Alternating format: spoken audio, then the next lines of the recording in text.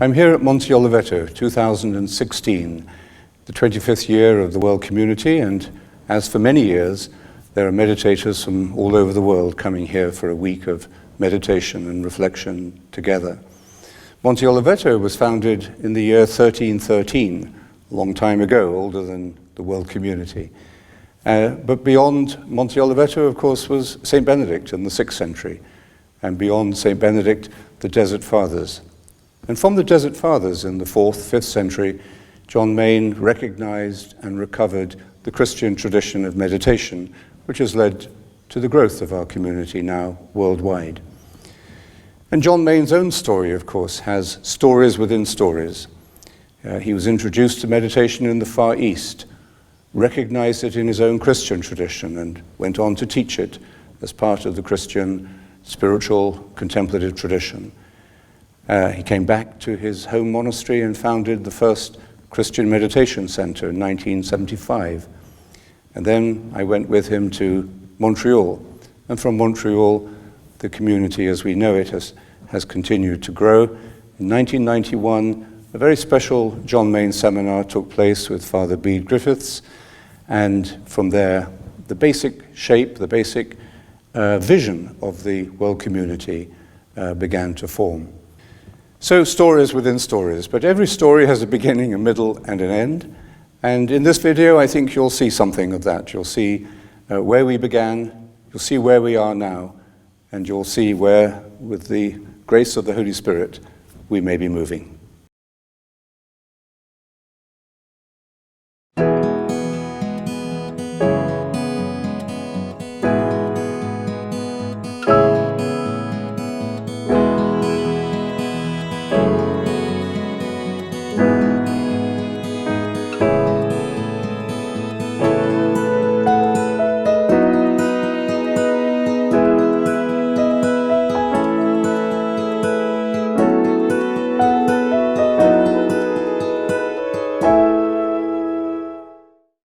In 1983, our friends, the Foleys, and Ian Marie Foley, who we'd known for many years, said, "Oh, while you were away, we discovered this wonderful place in Montreal." Marie's Canadian, the Montreal Priory, and they told me about John Main and meditation, and finally they persuaded me, and so I went up with them for the next, 10 years or however long it went. I went to the monastery once or twice a year. I loved the place, the monks, and Laurence was a very young prior at that point, having, suddenly lost his great friend and teacher.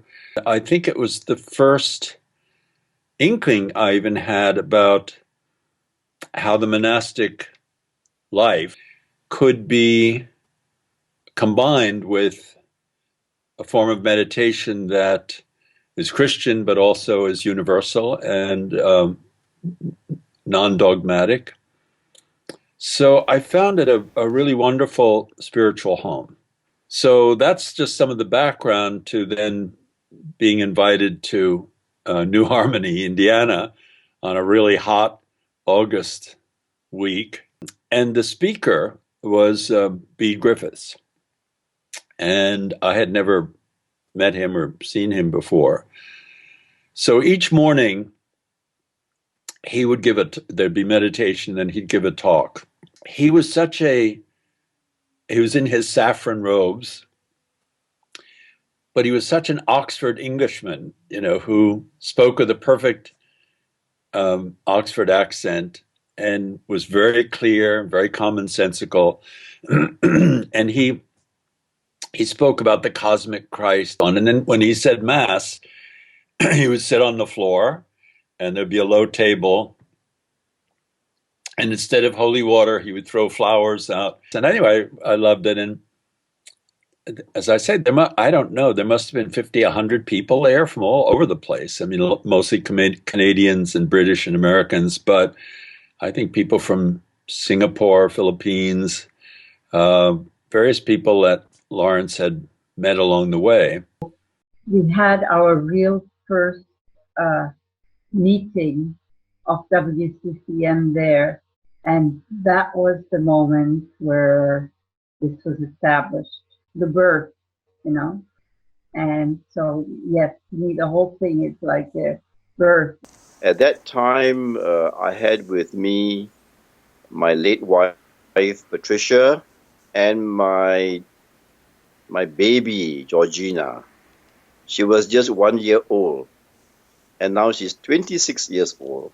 And the second thing that I remembered was Father Beat Griffiths.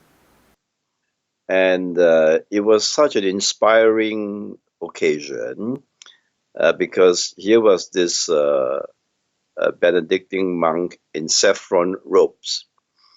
And I think that image, suggested that we were doing something not conventional. We were doing something which you might say rather unusual, and at the same time, Father Beat was talking about the theme of his seminar was the new creation in Christ. So he was talking about how each of us, is a monastic archetype, that all of us is a monk within, and all of us are on this path, in this loving search for God, and that meditation was the way to our transformation in Christ, and that was the key to building community. I think there was a lot of excitement. I think for lots of reasons, for the quality, the vastness of the group that was there from the worldwide community. And I think also Father Bede was very inspiring on every level. And he met with there wasn't a guiding board, but there was a group of people that had come together to discern the formation. And he met with them, and no, it was a very exciting time. And we spent several sessions talking about what is our aspiration, what is our mission. We also spent some time sort of debating about what is the proper name to give to our community. And there was, I think, Belfort Mount and Eileen O'Hay and Milo Cooper. I think the three of them were leading the discussions. And so that's when we came up with the name of the World Community for Christian Meditation. The basic outline of agreement was that we should continue this. Laurence should continue teaching. He should get our support. He needs a base. I think he then went to Cockfosters in London, the Olivetan Monastery. I think it's also at that meeting that it was thought we should have some sort of newsletter. Maybe somebody recommended a publishing house, the Media. Anyway, little by little, it began to take shape. We thought at first that this is just, a little community, and it's fragile, almost like a baby's fragile, and you wonder at it, and you're so happy that it has happened, and that there is this new community and a new beginning, but at the same time, you have no idea where it's going to go. We just wanted to start, but we didn't know where it will take us. Our gift to the world was the teaching on meditation, which had been sort of developed by John Main. We hope that what we do would be global in reach. That's why we call it a world community. And we were very clear that that is going to be a community, and that the heart, the center of our community, would be the individual meditator, and the key sort of operating unit, you might say, in our community would be the meditation group, the weekly meditation group.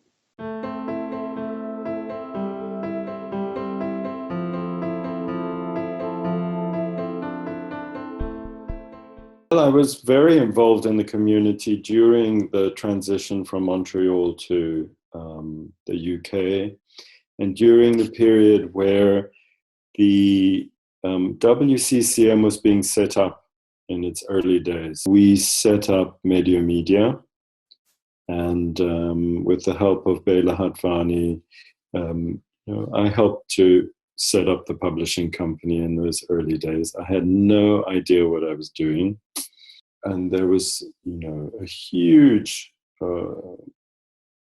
development of the national communities and national meditation groups. I was very involved with the center at that time. I was involved in running groups at the center. It was when Eileen Byrne was running the Christian Meditation Center. Stefan was there. Ria was there for a while. I remember the day that we realized that the house was too small to hold a residential community and the world community. And we had a meeting and we decided that it was too small, that we had to find another place. And how on earth were we going to do that? And the meeting ended and Laurence went for a walk and he came back and he goes, I found it. And he had walked across the road, across Kensington High Street into Kensington Square, where the Sisters of Maria Santa lived, and he'd walked in and he'd mentioned this need, and they had said, well, someone is leaving right now. When Laurence asked me in 99 to help him lead the school, there had just been a few schools and a few people were involved. Carla Cooper, Eileen O'Hay, and Laurence really primarily. And I went to a school in the UK as well.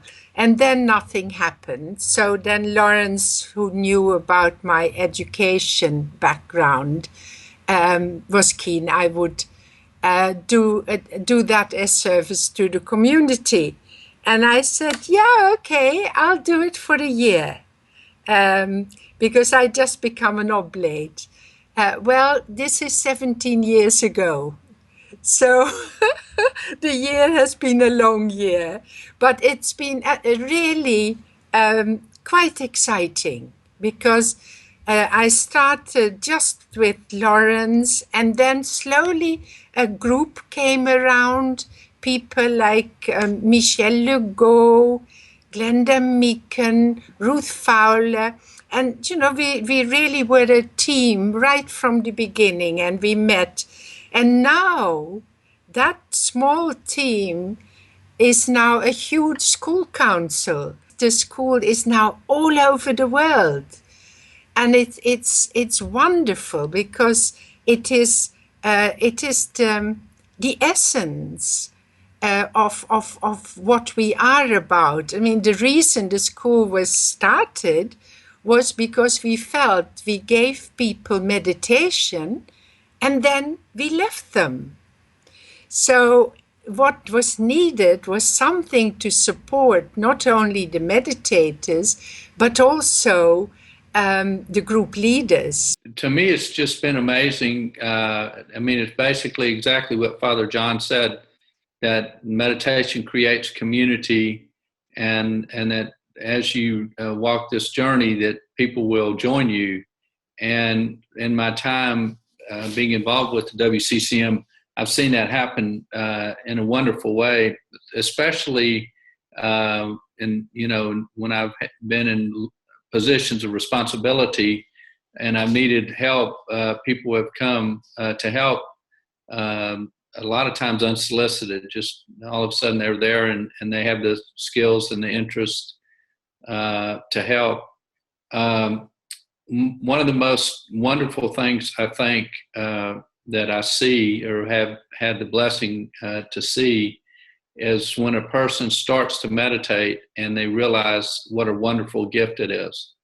And that has been so inspiring to me over the years to see that happen. A lot of people around the world, thousands of people around the world, have committed themselves to it. It's obviously something that works and was a worthwhile undertaking. The fact that it's kept going for 25 years demonstrates that. The second thing is that obviously for a community such as ours, there's a natural tension.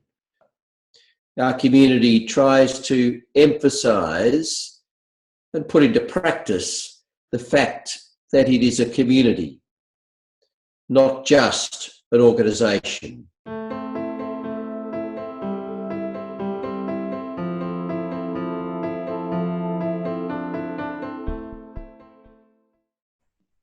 About 6 years ago, I was asked to help with launching Meditatio, which was our new outreach into a more secular world. We had seminars in the field of education, taking meditation into schools. We had many forums and seminars in the field of business and finance. We also spent some very interesting and exciting times thinking about how meditation can help those suffering from mental health issues. And more specifically, how the professionals in the world of medicine, how it can help them to do a better job. Together with the seminars, we've also been able to generate a lot of resources. And we've produced booklets and books, DVDs and journals with very original thinking.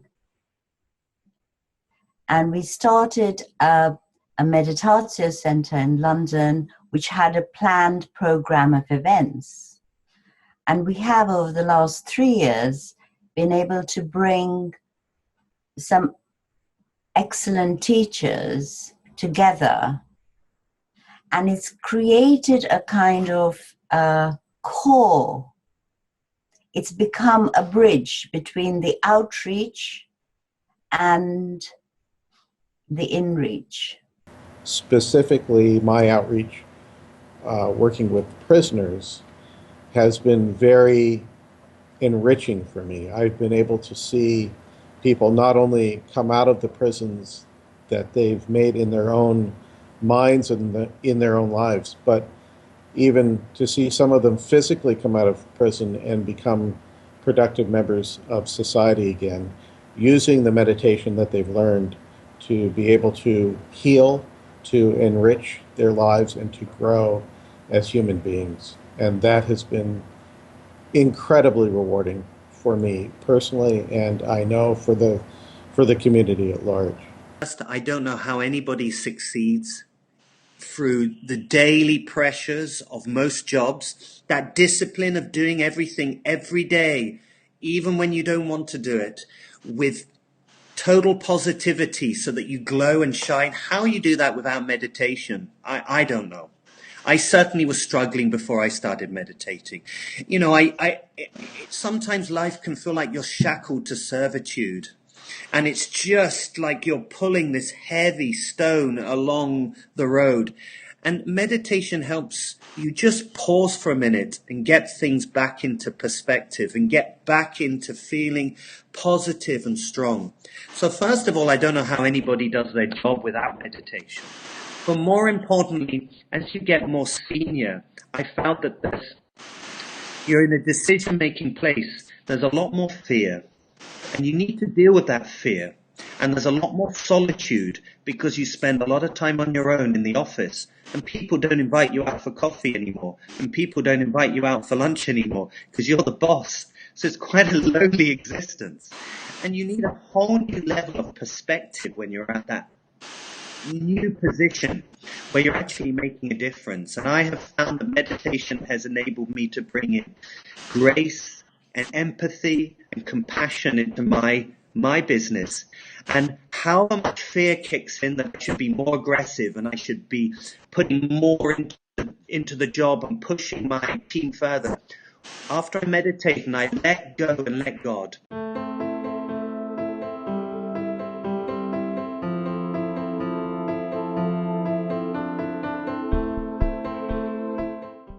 John Main said that meditation builds community.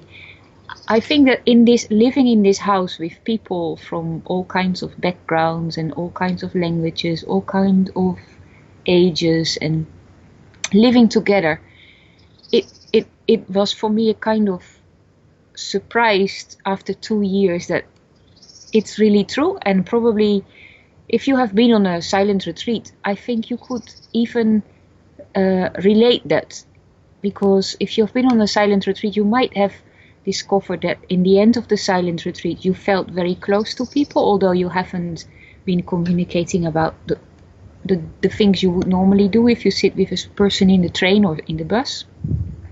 So you connect with each other on a very deep level, and you are silent, and you are together in the presence of God. And I notice it even if people come back after a year or 2 years and I haven't been in touch. It's that level and that connectedness what you feel because you have been meditating for a couple of days together, which makes that you are in a different way happy to see that person. Oblates make a kind of commitment towards the meditation and towards the community. And I think what the future for the community would be, the house would be hopefully for everybody a home, for everybody who meditates or is discovering the path of meditation. A real home where you can reconnect, where you can nurture yourself, where you can also meet other people who are on the same path. And hopefully also where you can share in certain skills you have. I think one thought is very important to me is about stability in the rule of Saint Benedict. And before I never think about stability is linked with joy. So when I stay in the community, I learned a rule of Saint Benedict and also living in the community life. And the stability, it means for me is staying in some place and find the roots there and also find joy there. For me, Oblate means I find joy in WCCM community. So of course the house, I was staying in London, the house gave me a lot of support. It's a very warmly community life for me and give me a lot of acknowledgement, life support and everything. So friendship as well. So what we are doing right now in mainland China, we travel a lot to give a talk to different dioceses and parishes and many people. So we hope in the future we have more and more people can rooted in this great pair. Being an oblate is a way of living some of the wisdom of the monastic rule and of monastic life in everyday life. And I remember, if I may quote Father Laurence, he said, not everybody needs to be a monk, but in order for me to be a meditator, I had to become a monk. And for me, it really meant I had to become an oblate. So I had to find that connection. In a personal level, being oblate for me, it's a reminder. It's a reminder to listen. You know, the first word in the rule of Benedict is listen. And listening to what I can do, what I should do with the gifts that I have, and to make the world better. I think one of the biggest gifts I received was meditation. So how with my gifts I can share this bigger gift with other people, and I have been trying to do that.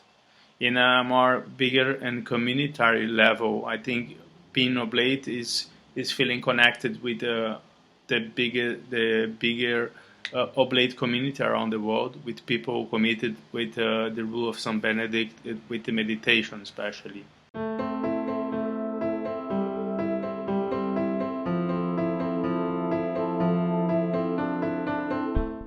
I don't think I don't even think Laurence realized how profound his idea about the school was, for example. I remember being at the first school in Florence, and recently I looked at the summary that Kim and Laurence put together about the school, and I think it's extraordinary. I really think that was a gift of the Spirit, And it began one aspect of both in-reach and outreach formation for each meditator, but also for national and local communities.